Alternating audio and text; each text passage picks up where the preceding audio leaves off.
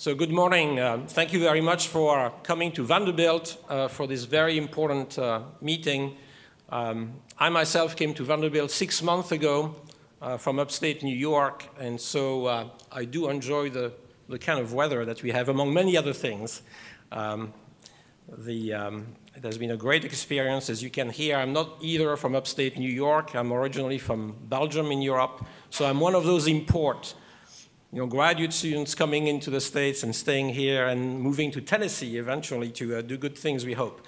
So this panel is about the partnership between states and universities and how we can have that partnership have an impact in higher education and economic development.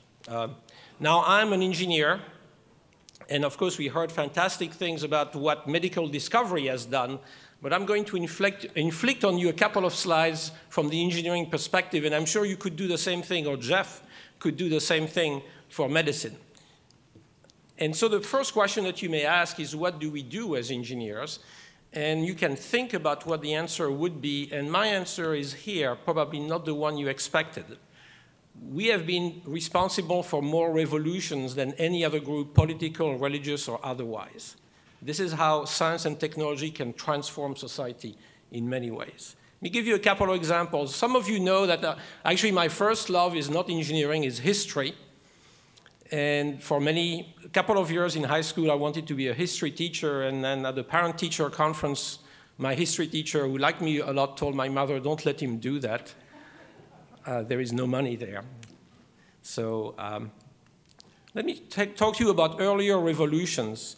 Here's a one that's really essential. We keep on forgetting it. But before the wheel, we had no way of transporting anything. That's a true revolution. Here's another one. More than 2,000 years ago, people there was no water. There was no water. At that time, the Roman Empire was able to actually build means of transportation for water. Transformation. Big transformation in the world. You know this. This is the beginning of the Industrial Revolution. The first computer. The first practical telephone, we take all that for granted. First manned airplane, the first affordable car, not the first car, but the first affordable car.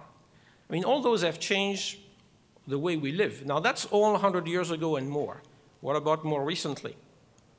Well, electrification, that used to be not the case, especially away from big cities. The first transistor, which looked like a very ugly thing, but it's everywhere in this laptop, in every device that you have. Without them, we wouldn't be where we are.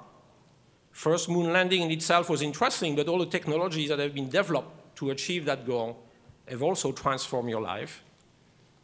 First ways of getting different ways of getting energy. But in a medical domain where engineers have invented the first MRI scanner, that also has changed the way we do medicine.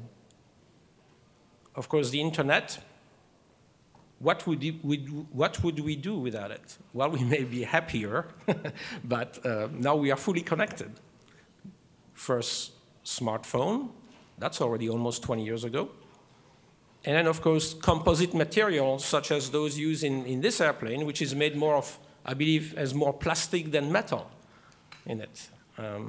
And so I think that's a very small number of those truly revolutionary innovations that engineers have made. So the question is, how do we keep on going? That's the real question. And so in academia, when I was a graduate student, Jeff Balzer mentioned when he was a graduate student how research was done, and I really concur with him. It's very different today. We used to have two types of engineering faculty, those who did the blue sky research with perhaps no immediate or perhaps never ever any real application of the work, and then those who work on industrial problems. All right? And what was missing, I think, a lot 30, 40, 50 years ago is that quadrant where people do long-term research that is transformative, but also that tackles major societal problems. And in doing so, of course, we'll create companies and jobs. So I think this is the domain that we are talking about. Unfortunately, we do this in a very complex world. The US, I think it's fair to say the US no longer has the monopoly on high tech. I think that's fair to say. And we face competition for emerging economies, and we had a mention of what China is doing today, what India is doing as well. I mean, we are not going to, that's not going to stop, so we have to adapt. At the state level, it's clear that what the states want is a fully employed workforce, but also a well-paid workforce, not just fully employed. Good jobs, okay. And of course, from the point of view of research universities, we want to remain leaders in the world, and we would like to be an economic engine for the US simply because I think we have a moral responsibility to our children and grandchildren. We need to leave this country in a better shape than we found it. Maybe this is the mantra of an immigrant. Now, what we are going to hear today is really the connection, the relationship between the different stakeholders, state government, federal government, private sector, and in that I could subdivide them into between big and large companies, national labs, and of course research universities. And the panel today, this morning, the first one will focus on the role of the state government. And we are very pleased to welcome 4 distinguished individuals who represent 4 different states. So we'll hear a different perspective, I'm sure. The first on my immediate left is Bill Haggerty, who is Commissioner of the Tennessee Department of Economic and Community Development. Thank you very much for making the shortest trip, I assume. Then we have Dr. John Hardin, who is the next person, who is the Executive Director of the North Carolina Board of Science and Technology, North Carolina Department of Commerce. So he came from the East, almost directly. Then Ms. Carol Henderson, who comes with the Division Director of Global Commerce, Georgia Department of Economic Development, coming from the state of Georgia, of course. And finally, Mr. Anthony Howard, on the extreme left here, who is the Assistant Deputy Chief of the Office of Technology Investment, Ohio Development Services Agency. And I'm really very anxious to hear what the different perspectives will be from the different states. And then we'll open the discussion. We'll open this session for discussion. We'll ask each of you to limit yourself to about 10 minutes so that we have ample time for discussion and question and answers. And so without further ado, I think, Bill, you're the first one, and you are coming without a PowerPoint presentation. That's correct, Philippe. Thank you. But if you'll bear with me, I'd be very delighted to address the group. And thank you very much for the kind introduction, Philippe. To my esteemed guest, it's really a pleasure to be here with you all today. I'd like to welcome you to Tennessee, to my alma mater. And I really look forward to learning from each of you as well. It's been a wonderful experience for me to come from the private sector into the governor's cabinet just 2 years ago to learn a lot more about state government and the role we can play. And I think it's extremely timely that we have this conversation today. I appreciate the National Academies and Vanderbilt University, of course, for bringing us together. But to give you some context, I actually do think the timing is perfect. America's future entrepreneurs are the ones that we're looking for today so that they will drive our economic success, at least in this state, and I think it's true for all of us. And there are no better partners for our research institutions than the new budding entrepreneurs that we're seeing and we're trying to facilitate in our state. Today, what I'd like to do is share with you our story in Tennessee. It's a long one. It's one that's borne great economic development success over the years. But by the time we arrived in office in early 2011, it was one that had been through tremendous change. 2007, 2008 saw an unprecedented recession. That was followed by a stimulus of epic proportions. And by the time we arrived in office, that stimulus had pretty much been burnt through. And it was incumbent on us to determine how to approach economic development in this sort of post-recession, post-stimulus environment. Our budget got cut significantly. I think Governor Haslam took, and you all met Governor Haslam in the previous session, I think he took about $2 billion out of our budget over the first 2 years of our administration. So we really did have to find a new path and a new approach. And We did that with a tremendous amount of work and thought and really looking at private sector models. The first thing we did with respect to our approach to economic development was something that's very counter to the way government tends to behave. Government loves to centralize power and control. That's just the natural nature of government reach. What we did is we reversed that model. We pushed our top talent into the field. We decentralized my department and pushed it out into 9 regions. The goal was simple. We wanted to put our talent where the companies actually are working, where job creators are active day to day. It was a risky bet, and frankly, a model that's not pursued by other states. But after 2 years of pursuing this model, I think what we've learned is that this may be the new model for economic development across the country.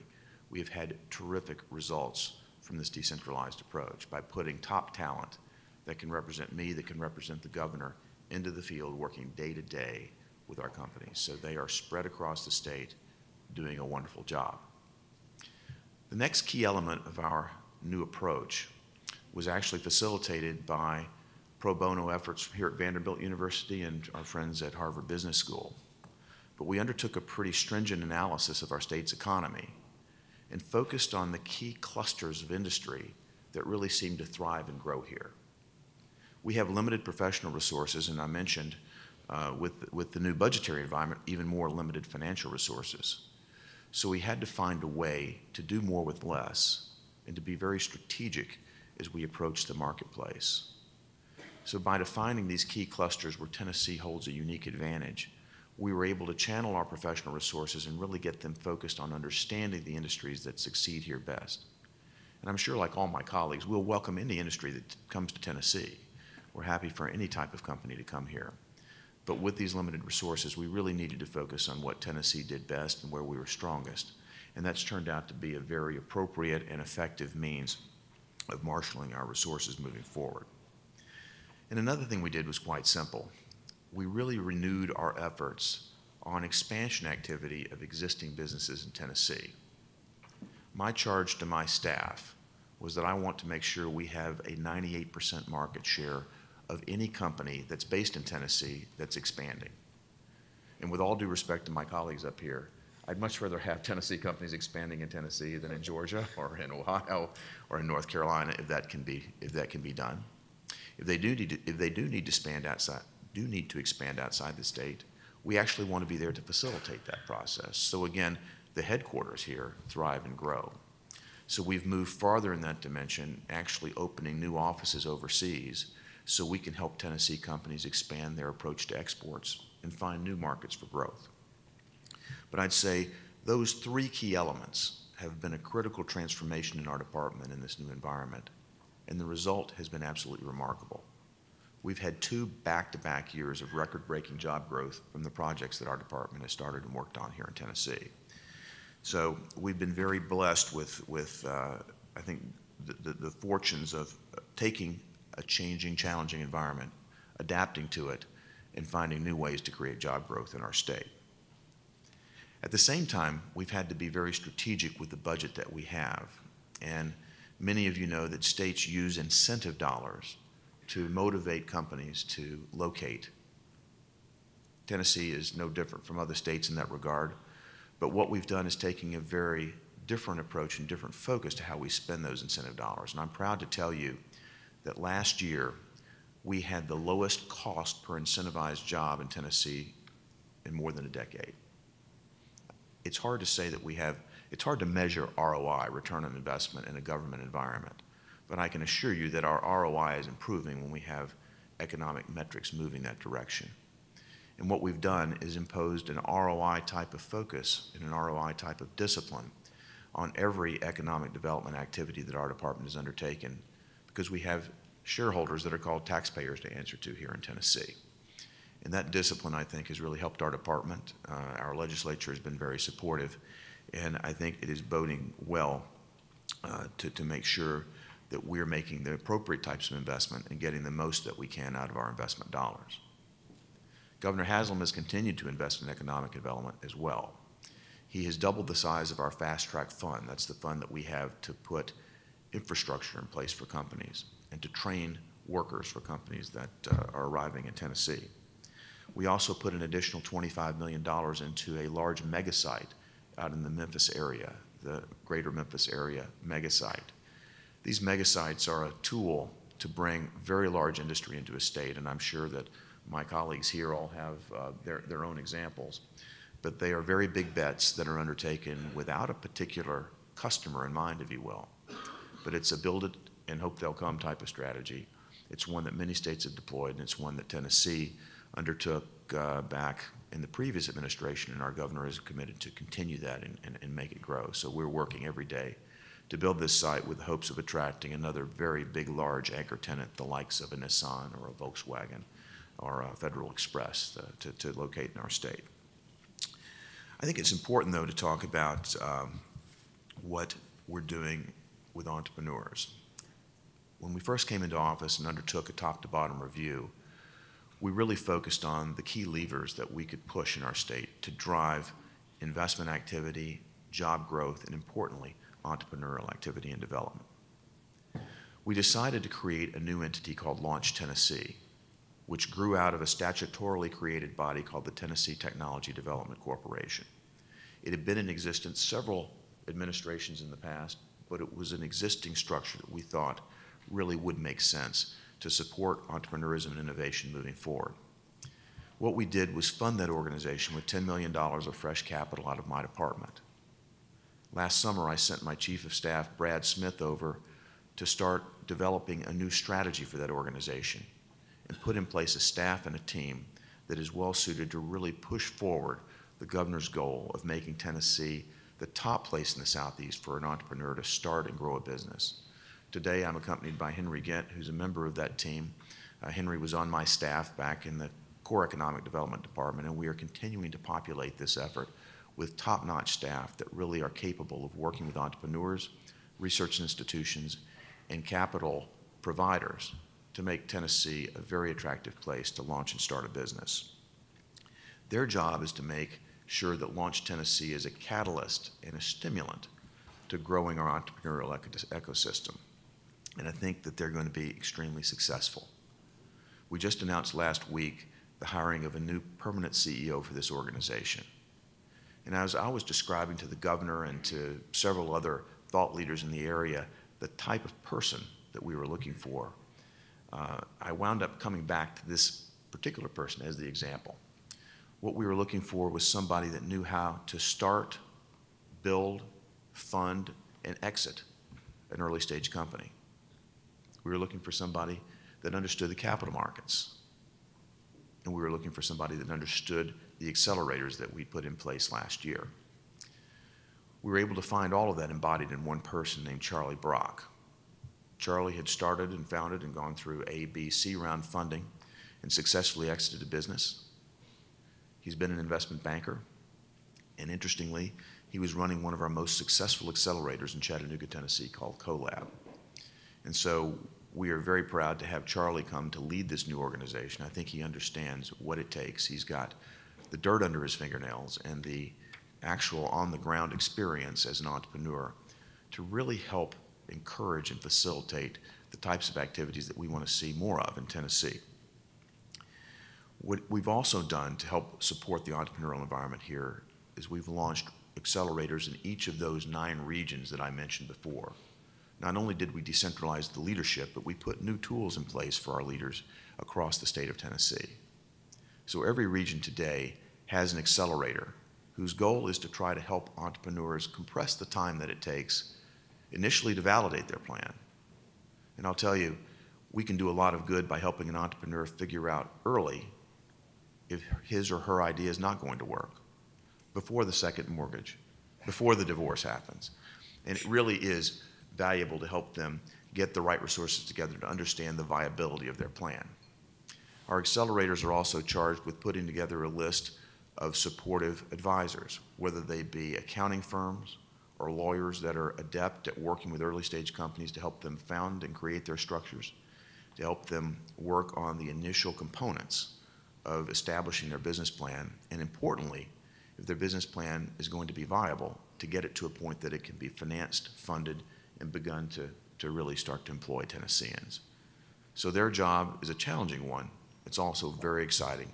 And if you set foot in one of our accelerators, you just get a great sense of the energy and the excitement that goes on. And I would invite any of you that are at any point across the state in an area where one of our accelerators exists to drop in and pay a visit. You'll get a real lift out of the charge and the excitement. The mentors that we bring in, often retired engineers, retired business people, are getting a great charge out of working with young entrepreneurs as well. But it's a tremendous sense of energy that you get, and a sense of energy that we want to create and permeate throughout the state. We're very excited, though, about the potential for our accelerator program. Another component that we focused on in terms of entrepreneurial development is early stage capital. And I suspect that our state is like several others represented up here. We'd like to see a lot more early stage capital deployed in the state. Every time the governor and I go outside the state, I always make a point to drop in and visit my old colleagues in the private equity community, venture capital firms, companies that are thinking aggressively on a day-to-day basis about where to deploy their capital. We understand that it matters. We understand that capital can go anywhere, and we want to make sure our state is the most attractive place it can possibly be for new capital deployment. One of the things that we did to try to make Tennessee just a little more attractive is took some funds that were created through the stimulus program. The funds were originally sent from the Treasury to our state to be deployed into middle-sized banking. We were supposed to add these funds to the capital base of mid-sized banks. Well, we talked to the bankers, we talked to the business community. We determined that that probably wasn't the best use of those funds. In fact, we thought the better use of those funds was to make them available for early stage capital investment. So what we did was create a co-investment fund in our state. The fund sits aside waiting for early stage venture and private equity funding to come in. We don't make any determination as to who the winners and losers might be. The state doesn't actually pick the investment. What the state does is determine, as long as a company is a qualified investor, as long as an investor, I guess, an investor business is a qualified investor, and they make an investment in a Tennessee company, these funds are available to go alongside and enhance the investment. A private company, a private equity firm may put up $2 for every $1 of state money. Larger investments are $3 or $4 for every $1 of state money. So the private investor is leading the investment. They have the most skin in the game. But our state is there to enhance that investment, to differentiate Tennessee, and again, make a private equity investment in Tennessee a little bit more attractive than it might have been before we put these funds in place. And I'm happy to say that so far we've been able to leverage a significant amount of early stage capital since we've opened this program, and I'm very pleased with the results. Okay. And finally, I'd just like to say that we understood very clearly that the role of research institutions could be very powerful in our state.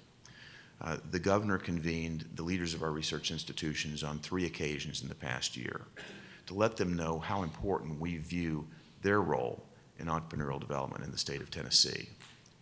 And through this process of getting the talk right and opening new channels of communication with our research institutions, we've seen very encouraging signs.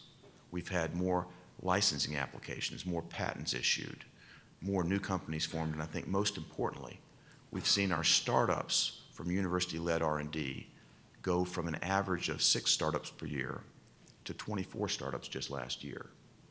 Tennessee is number 8 in the nation when it comes to R&D expenditures, and we want to make sure that we close the gap and capitalize on the terrific R&D that's taking place here. And we've been doing that very actively by encouraging a more collaborative approach and a more direct communication between our private sector community, the state, and our research institutions here. And with that, I'd like to thank you, Philippe, and hand it over. Thank you, Bill. John?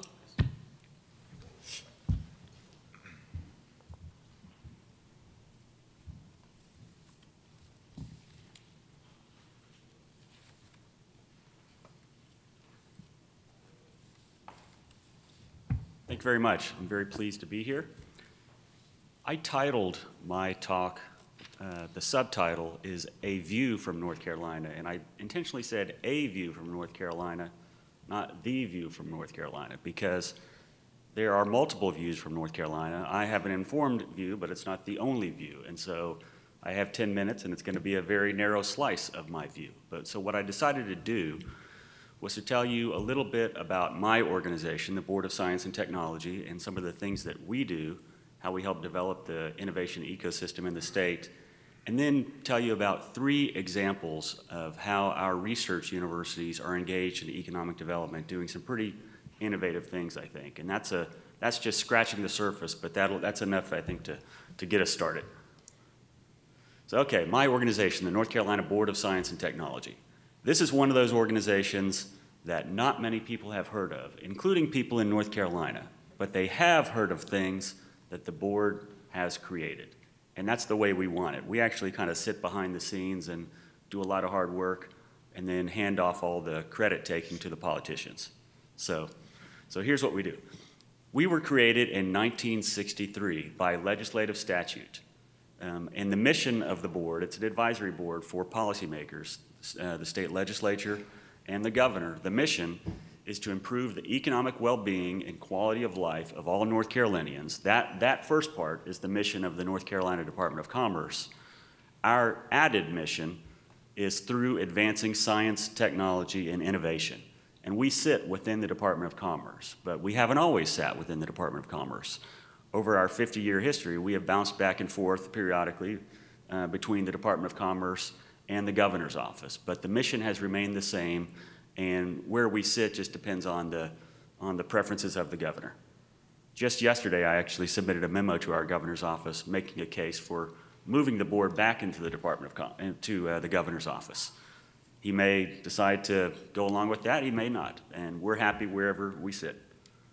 So here's the makeup of our board, and this is laid out in statute. The ones that I have colored there are the ones that are universities. North Carolina has very strong universities, particularly for a southeastern state. And so obviously UNC Chapel Hill and NC State University, the 2 leading public research universities, are included in the board. I'm going to skip a minute down to Duke University. Those 3, Chapel Hill, NC State, and Duke, are all within the Research Triangle region and form the points of the Research Triangle region. We also have representative from a private university besides Duke. That typically is Wake Forest University, because that's the other large private research university in the state. And then we have representation from 2 other components of the UNC system. And the UNC system is all 16 of the public 4-year institutions in the state. Not all of those have UNC in their name. Some do, such as UNC Wilmington, and others don't, NC State, for example, or Appalachian State. And so currently, those 2 other universities are North Carolina A&T State University, a land-grant institution, also a historically black college and university located in Greensboro, as well as UNC Charlotte. And so that's the makeup of my board. Pretty heavily university based, but also a pretty good smattering from across the state, private sector, nonprofits, and appointees from the General Assembly. 17 of those are appointed by the governor. The others are appointed, 2 others are appointed by the legislature. So here's what we focus on. We focus on the ecosystem. And this is the process we're trying to foster. And most of you are probably saying right now, you know, that's not really a linear process. And I know it's not a linear process. It's definitely not a linear process. But if we tried to map the process, it would be a very confusing map. It would be a 3D map. And I also have to communicate with legislators. And so I have to keep it pretty simple. I don't mean that in a bad way. But they're generalists. And if you take something too complicated in there, it's going to blow them away. And they're not going to hear anything you say. And so what we do is, in order for that process to work, you have to have all the components in place. So in order for innovative ideas to turn into innovative products and practices, you have to have all the right R&D elements in place, anything from funding to policies, facilities and equipment, and so on. And the process is the same throughout. In order to take ideas and turn them into practices, and then practices and products, turn them into innovative organizations, you have to have all the right commercialization factors in place. You also have to have a well-trained and educated workforce, and overarching all of that, you have to have a supportive environment, including the public and policymakers. And my board essentially focuses on all aspects of that ecosystem. We do anything from run grant programs such as a matching grant program for companies that receive SBIR or STTR grants. We focus on technology such as nanotechnology. We've done that for several years. We produce innovation indexes that are kind of biennial report cards of how North Carolina is doing in terms of science and technology and innovation. And we work with our governor and legislature to make sure that we have the infrastructure in place to stay on the cutting edge of science and technology. So that, in a nutshell, that's what we do, and there's a lot more detail to that. So let me give you some examples from North Carolina. And here's essentially where our R&D, academic R&D expenditures, how they are outlined in the state. We have 16 public universities and 36 private universities. But as you can see, the R&D funding is dominated by 3, the ones in the Research Triangle. Duke and UNC Chapel Hill both have medical schools, which is one reason why their dollars are so high. NC State is a traditional land-grant institution, also significant research expenditures. Wake Forest is high. All the others make up 6% of the R&D funding. So it's heavily dominated by the Research Triangle institutions. The UNC system right now is going through a process very similar to the process that produced this report. So they have a Strategic Directions initiative, and they have gone around the state and held focus groups. And these are the results from listening sessions that they had in terms of what the community's priorities were in terms of economic development. And you can see what those are there. It says draft on there because this literally is a draft report that was released on the 7th of this month. And so here are some of the strategies and the action steps that committee is working on. This is not a final document. This is a draft document. And a lot of these parallel the recommendations that are in the National Academy's report. One of the strategies is to support game-changing research that creates big ideas to solve problems. And these are just 3 of the action steps. There are about 10 action steps that they outline there, anything from hiring great faculty to sharing research equipment across institutions to having entrepreneurial graduate students and postdocs. Another strategy that they have is to translate discoveries and insights into action, policies, and products. Basically take innovative ideas and produce innovative outcomes. The first 2 of those action steps obviously involve money, but these are a collaboration seed fund, so funds specifically to get PIs and graduate students and universities, institutions to collaborate. Also a proof of concept and commercialization fund, as well as increasing the effectiveness of something called the Reach NC portal. And so that is my next item to talk about. What is the Reach NC portal? The Reach NC portal is an easily searchable public database. It is basically the portal for anyone in the world to use to access the expertise and the resources of UNC institutions, Duke, RTI International, Wake Forest, and it eventually will expand out to the other universities in the state. It doesn't have any new data. It uses existing data and aggregates that, creates a digital fingerprint of the expertise available in those institutions. It even creates visualizations. I think it creates maps like that are dynamic. You can click on the center one, or you can click on that one, and everything will shift around that and show which faculty are collaborating with other faculties. You can drill down on a faculty member and see all his or her publications and when they were. You can even link to the publications if you would like to. So it's very dynamic, uses the web as it should be used. Right now, it has 6,500 profiles in. Pretty soon, it's going to have 9,000 additional profiles in. This is a major effort. It's been many years in the making and involves a lot of money. So far, $2 million has been raised since September of 2010 from all these organizations, UNC General Administration, Duke University, RINC, which is a collaboration of all 3 major research institutions, our Biotech Center, the Golden Leaf Foundation, which is essentially our tobacco settlement money, as well as, again, the Research Triangle Foundation. You just have to Google Reach NC and you will see that website. 2 more slides and I'll be done.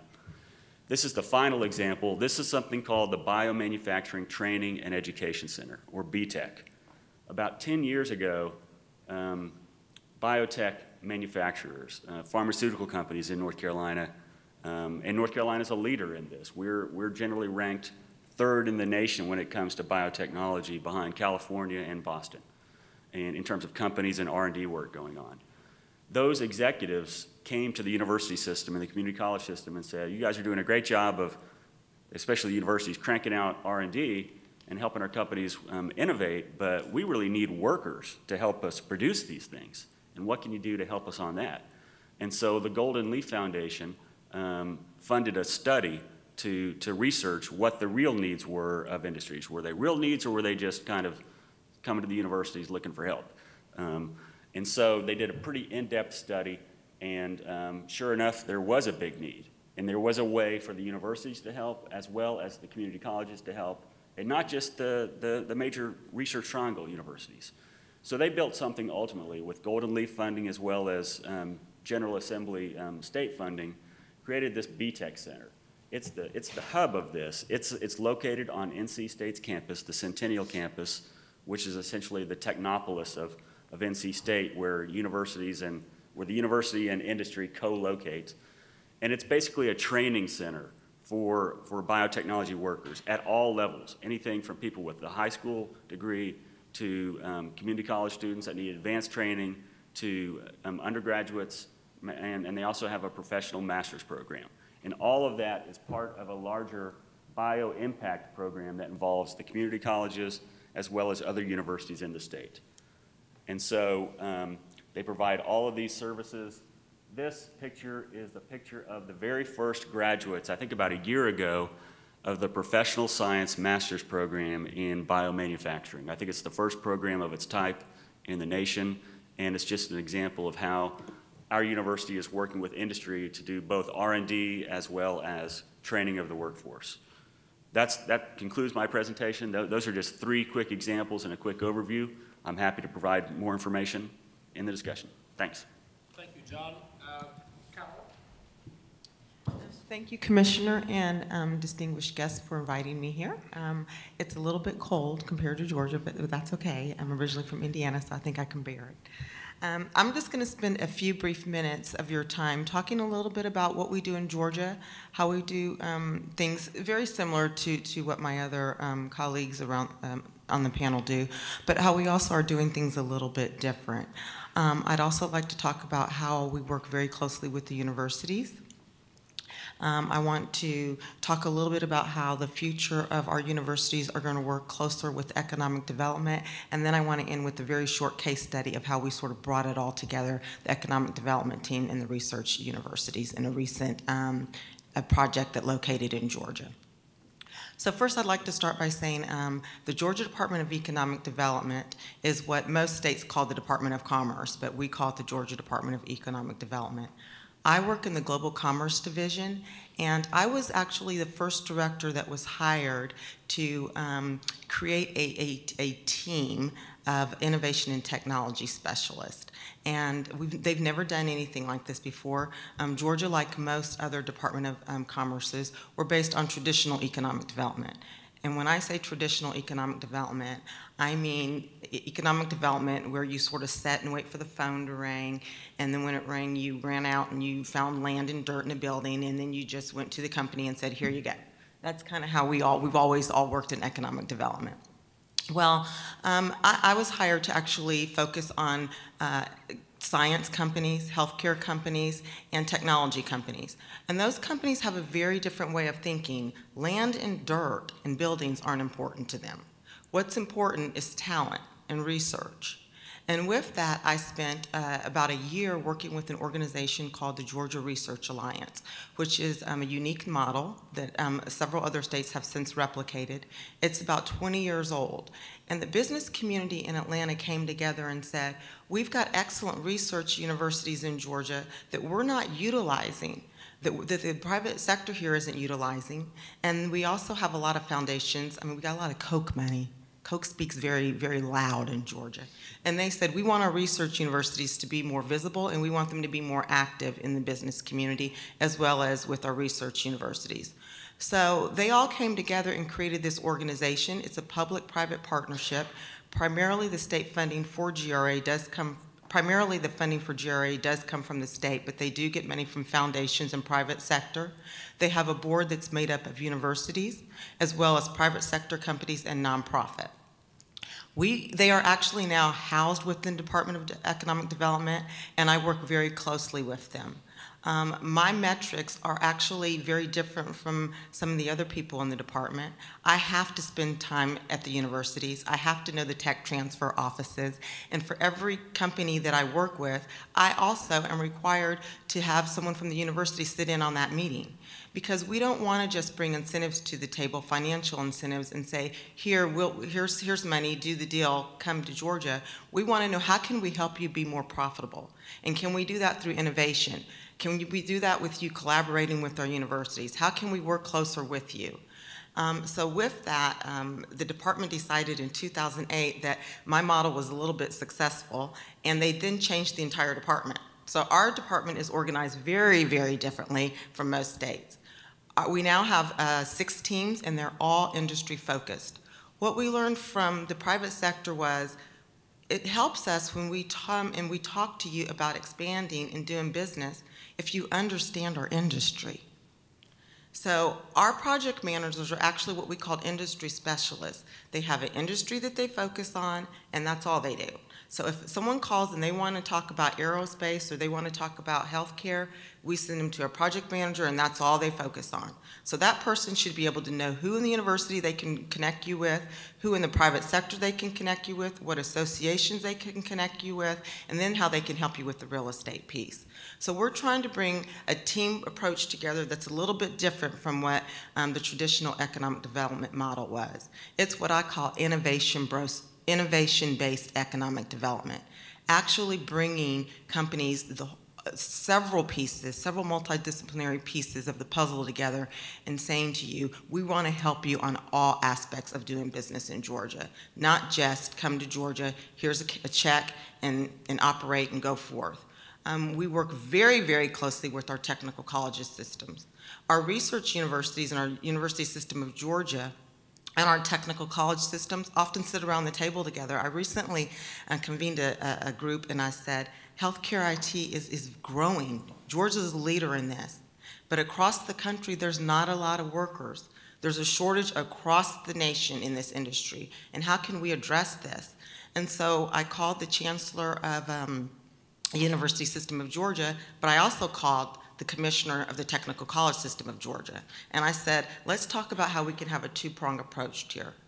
And so when companies come, I want you both to be at the table, not just one versus the other. So that's kind of the way that we're focusing on economic development in Georgia. I think it's successful. I think that we're headed in the right direction. With scarce resources, I think that we have to bring more people to the table. I think that we have to talk about partnerships more. I think we have to talk about connections more. And it can't be the way that we've always operated and done business in the past. The University System of Georgia recently convened to talk about what their strategic approach was going to be. And around the table, they had business people and they had the Department of Economic Development. And that's kind of unusual in that a lot of times when the university system convenes to talk about their strategic approach, they don't always have the business community there and they don't always have economic development there. But we were there and we talked to them and we talked about, you know, how can we work with you not just on getting your scientists and your researchers to focus on papers, but to also help us when we bring companies so that it doesn't seem so red tape and like the ivory tower, but they can actually come and talk about intellectual property and collaborations and licensing and doing deals together. So that's part of our strategic approach to going forth and making it easier to work within our university system. The last thing I want to discuss is a recent, what I consider a win for Georgia, a big win. It's the Baxter International project that recently announced a location in Georgia. And it's a $1 billion project, so it's one that we're very proud of. But we did something very different on this project. After learning how many projects that we didn't win that all went to my dear friend over here in North Carolina, we talked to the consultants and we talked to the companies and I've spent a lot of time in North Carolina. I mean, as much as people like to think we compete, we're also great friends and we learn from each other. And I spent a lot of time trying to find out what we can do better. And one of the things that we did with Baxter was we brought together a very different team. Not only did we bring the Technical College System of Georgia and University College System of Georgia, We brought some scientists to the table, and it wasn't even a project that involved any type of research, but we still brought them to the table. We also brought the business community to the table, and we also brought some foundations to the table. And we talked to them about, tell us about what your long-term 30-year plan is. What do you really want to do with your company, and what do you want to do with this operation that's going to be in Georgia? And with that, we put together an incentive package that a lot of it didn't have anything at all to do with cash incentives, but had to do with how we were going to work with them on building a pipeline of workers that were going to come out of the research universities, that were going to involve collaboration with the research universities, and we're also going to reach all the way down to K through 12 to how we can market healthcare and science to our secondary schools, our post-secondary schools, and continue to get what companies need in the private sector, which I know is workers. Thank you. Thank you very much. Anthony?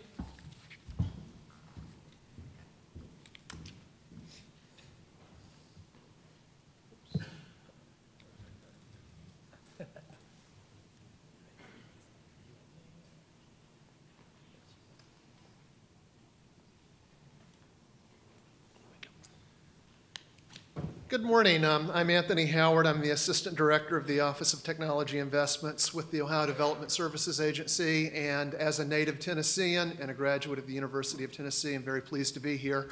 Thank you for the invitation and the opportunity to be able to participate today. What I'd like to do very quickly, just a quick one-slide overview of my office and the programs that my office is responsible for.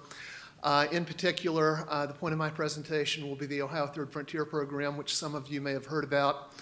And going over what the Third Frontier is about. And first, let me explain that title.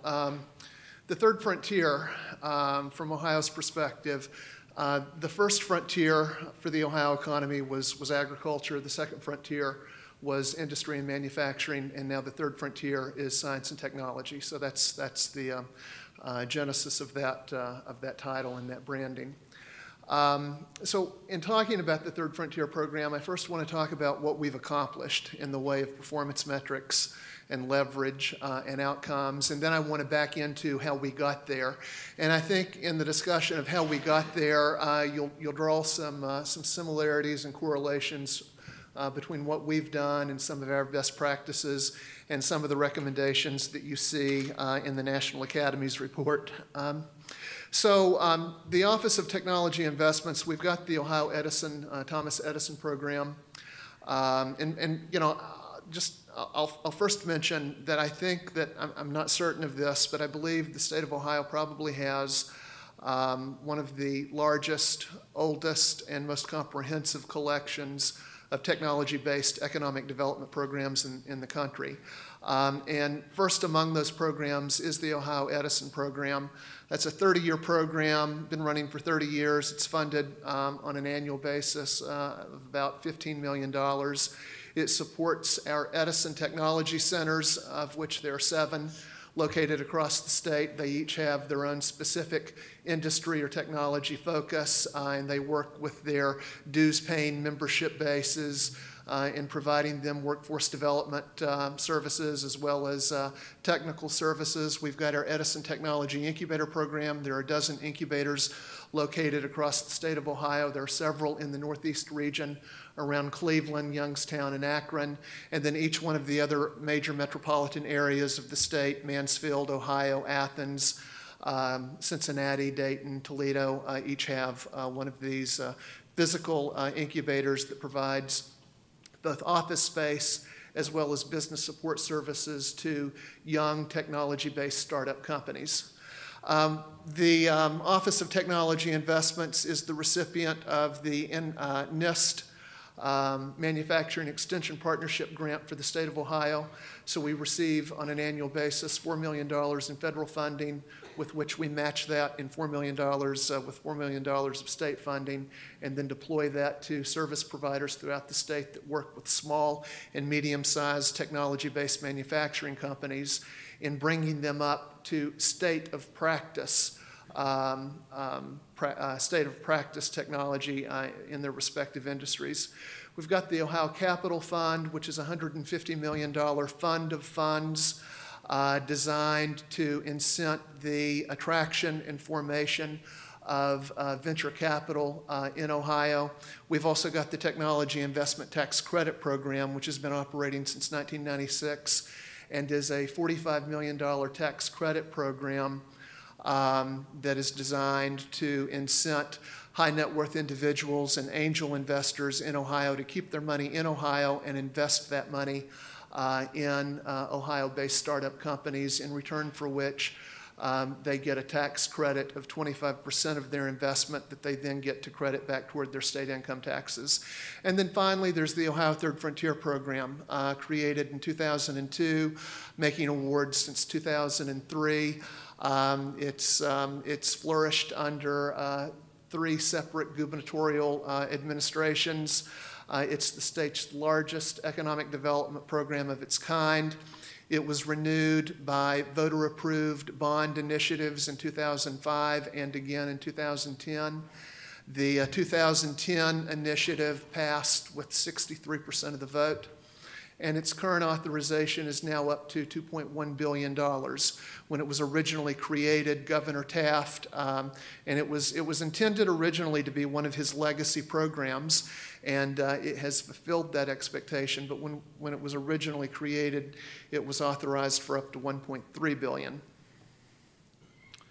So this is what we've done with the Third Frontier Program. We have, to date, awarded $1.1 billion.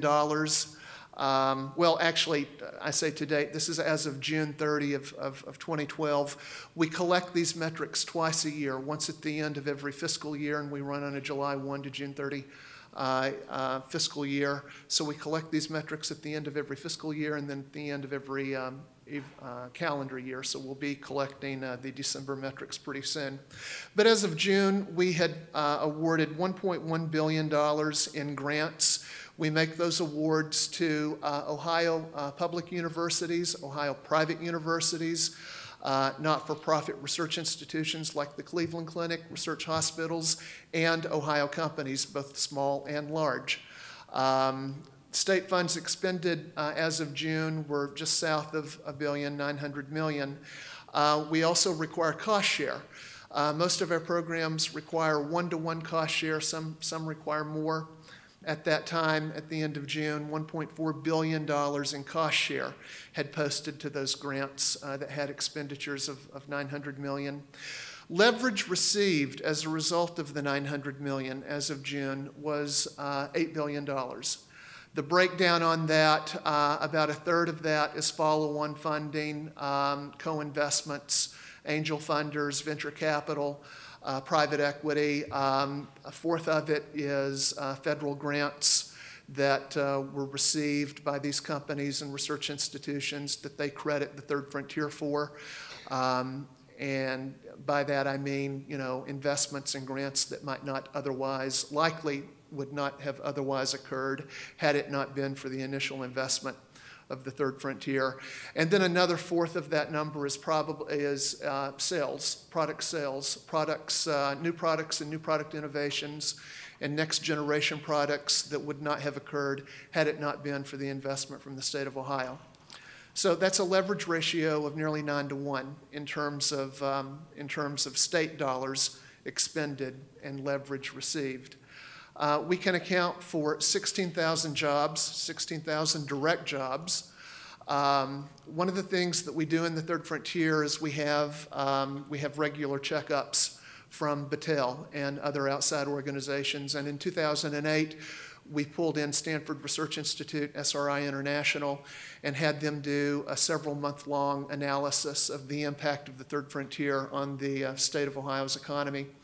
And they provided us with a multiplier after looking at the types of jobs that we create and the types of investments that are accruing to Ohio as a result of Third Frontier funding.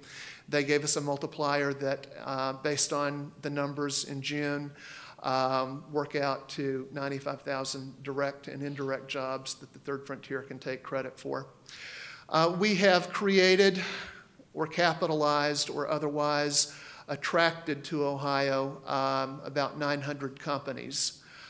We've got an attrition rate on that of 10%. So around 80 or 90 of those companies are no longer operational and dormant or otherwise bankrupt or out of business. But still, somewhere around 800 companies that are functioning in Ohio as a result of Third Frontier funding. The average salary for a job in Ohio is about $38,000, $40,000. The average salary on a Third Frontier created job is $62,000. So that's what we've done. Now, in terms of how we got there, what we did to achieve those sorts of numbers.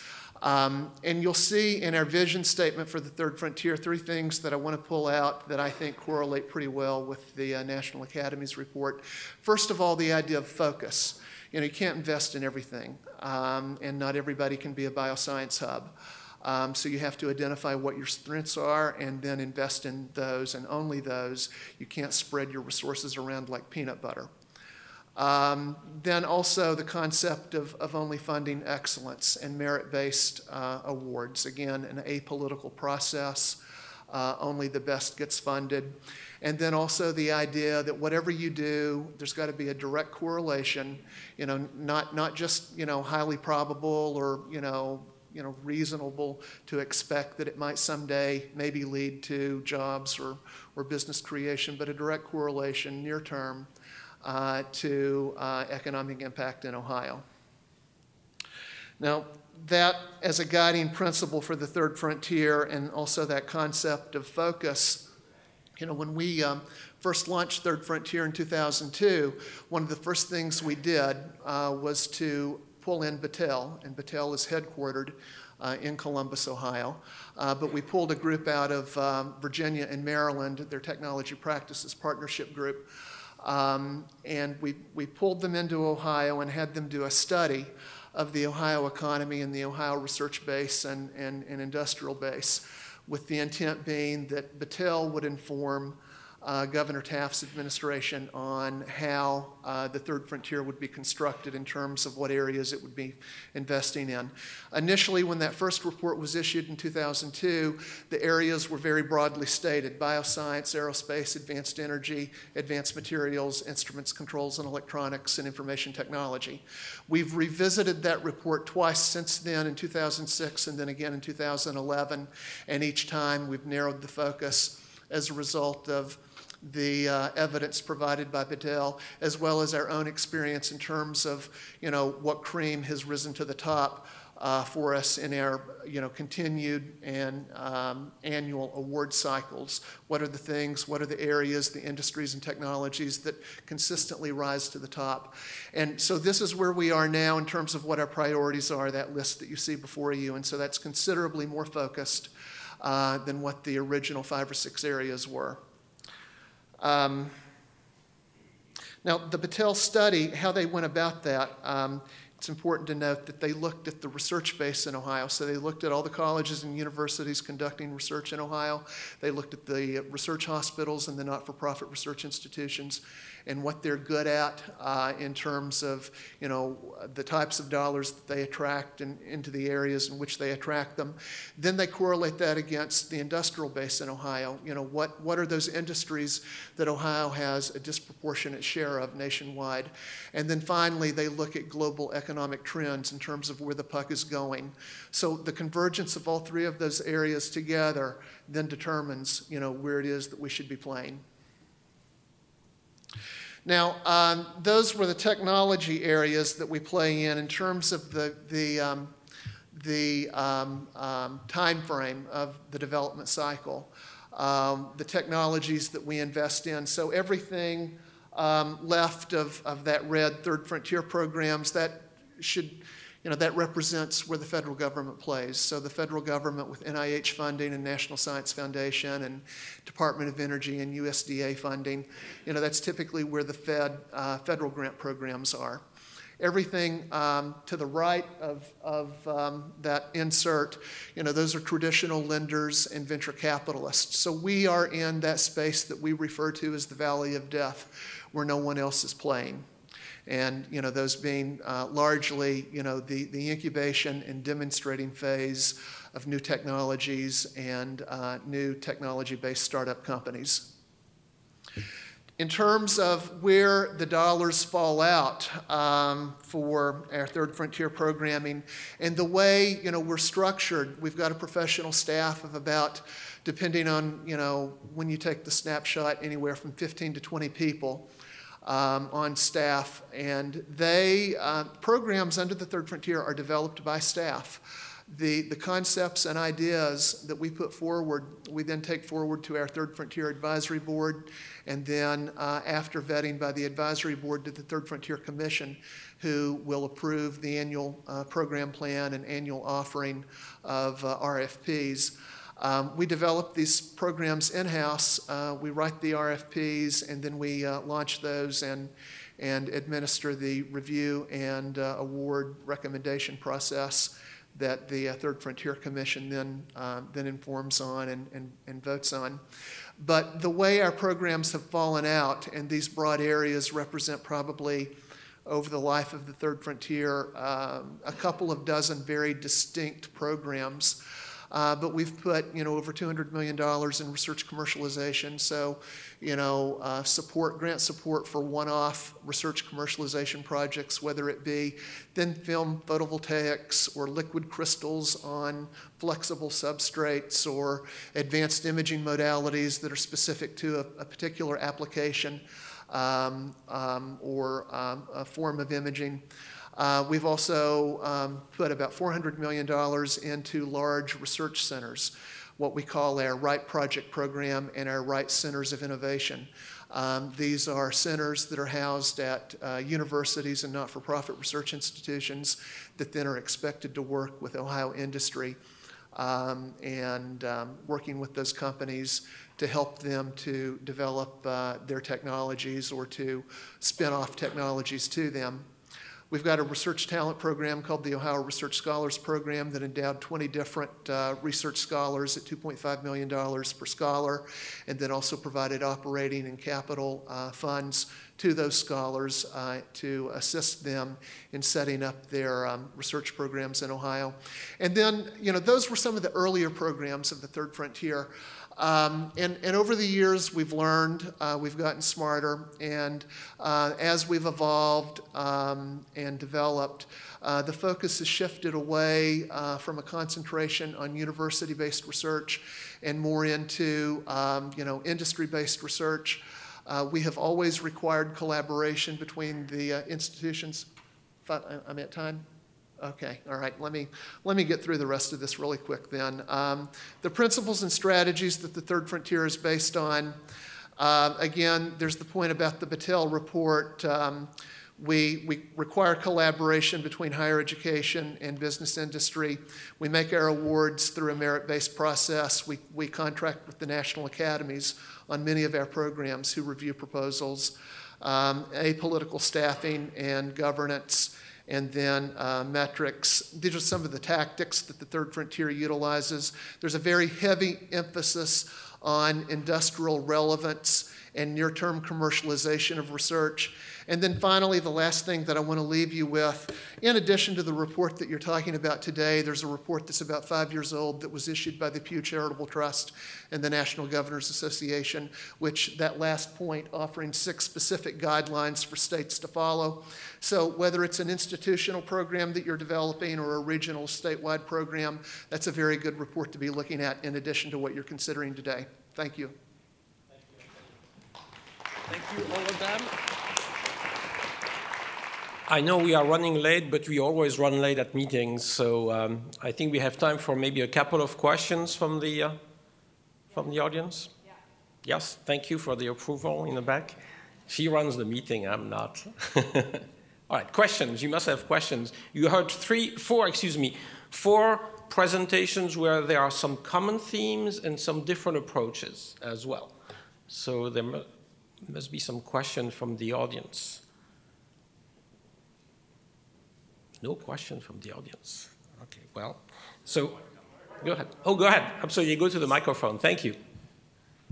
Thanks, Philippe. Alan Bentley from Vanderbilt University. One simple question. We heard a lot about the different programs that each state has been focusing on. How do states discriminate about where they put their resources with respect to land-grant universities, other universities, state universities, private universities, research institutions? You know, I know that Ohio, you mentioned Cleveland Clinic and other places where you've deployed resources. I guess how do the states see that, that distinction?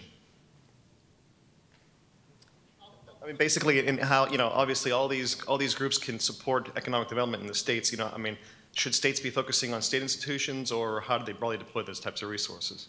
I don't think you should. I think you should be focusing on any institution within your state that's capable of providing you with a return and impacts. In Ohio, we make grant funding to not-for-profit research institutions like the Cleveland Clinic. The Cleveland Clinic is probably one of the most successful applicants to our programs. Research hospitals like the University Hospital System in Cleveland, and private universities like the University of Dayton and Case Western Reserve University have also been very successful in our system. In North Carolina, a small portion of the R&D funding, R&D expenditures is accounted for with state funding. And so not much comes from the state when it comes to R&D funding. But there is some funding for the commercialization stage, which does not discriminate private versus public. It just lays out general criteria for eligibility, and whether an institution is public or private does not matter. The largest way I would say the state supports the R&D enterprise is through funding the state infrastructure of universities. And that is with the public universities, not the private universities. But in general, it's they are willing to fund whatever is going to produce return. In Georgia, it's very similar to North Carolina with one difference, and that would be with the Georgia Research Alliance. There are 6 research institutions that are members, and so the bulk of the research funding in Georgia does go to those institutions. Those institutions are tasked with investing in research that Georgia, the state, and the governor and the board have all agreed on are the strongest ones that we have the best opportunity to commercialize. And Alan, I guess I would echo my colleagues here. The majority of funding in our state of Tennessee is federal funding. I think I saw Tom Mason earlier. It's hard to see up here, but our largest federal R&D asset is Oak Ridge National Labs, Y-12 associated with Oak Ridge.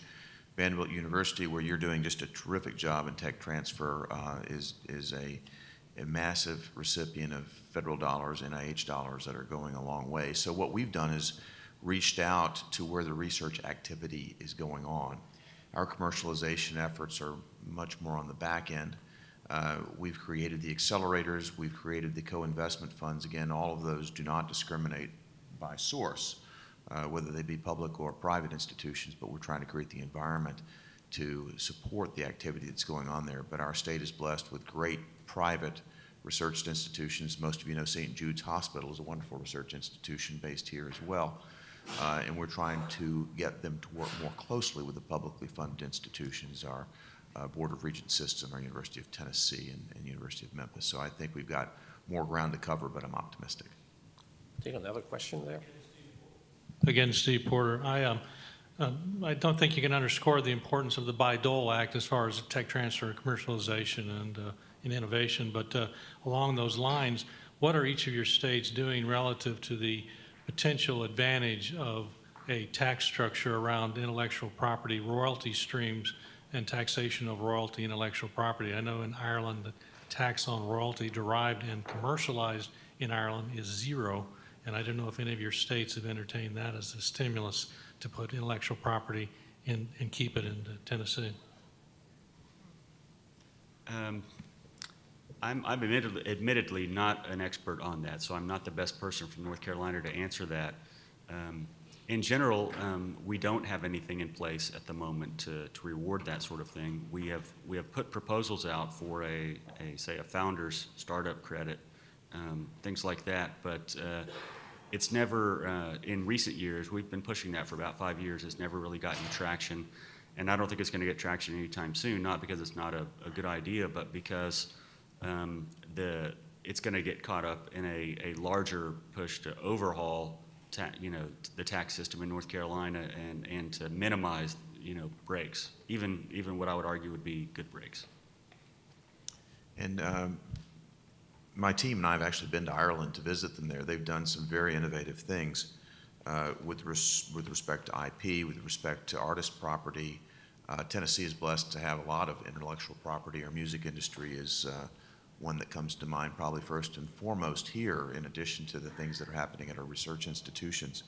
And our congressional delegation is very active in Washington trying to protect intellectual property, but I think that's our focus has been primarily more there than on tax credits. And I'll just say this as a trend in our state, tax credits we have seen are fairly complicated to administer. Yeah. They're complicated for us as political figures to deploy and for the public to understand.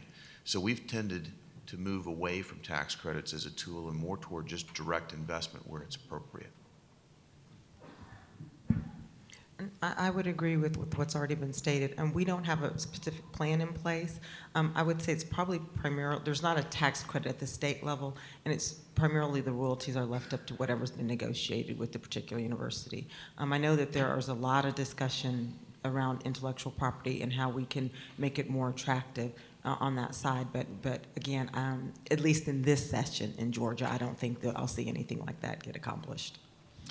In Ohio, we don't have a tax incentive program specific to royalty streams, but we do have a program that incents universities to take their best protected intellectual property that's residing in their tech transfer offices and then move that IP a step or two further down the road in terms of developing the proof necessary that a company or an investor would then be willing to take that license on. And then once they do develop that proof, whether it be some sort of external certification or testing or prototyping, we've got a phase 2 to that program that then awards money to the Ohio company to sign that license and run with it in Ohio. Okay, we may have time for one question, if there is one more question. If there is no question, I'll leave you with three things I think I heard, and maybe I'm mistaken, but we can discuss that over the coffee break. I believe we have a coffee break coming up. I think one thing I heard is that from pretty much all of you is that it's not just about money. It's about creating an environment that's favorable for innovation. And I think, Carol, you mentioned STEM education, pre-college, making sure the pipeline is ready. And that makes a lot of sense. I mean, employers would not want to move where there is no workforce ready to work for them. I think that makes a lot of sense.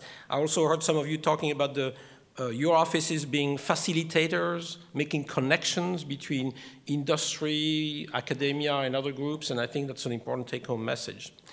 One thing that I heard several of you say also is that you want to not spread your limited resources, but really focus on where you already have an existing industrial strength. I think that makes sense, but that begs the question, what happens if that's an industry that's either in decline or moving away? I moved from Rochester, New York. 40 years ago, there was a company named Kodak that employed 65,000 people in New York. It's gone. Or it still exists, but I think if they broke it, they would help the shareholder much more than by keeping it in place. So here's an interesting example, and I know some people in the audience are also from that region, so you know what I'm talking about. So that's an interesting question to ponder. And the last thing I want to mention that I heard is that if we are talking about money, then some of you mentioned that the investment really should be made in that famous valley of death between the creation of the idea in a laboratory in the university and actually the fact that you have people investing in that idea. And as somebody who started my own company in 2007, yeah, it took us 5 years. We used to call it the J, and that's the same thing. 2 quarters with profit, extremely small, but profit.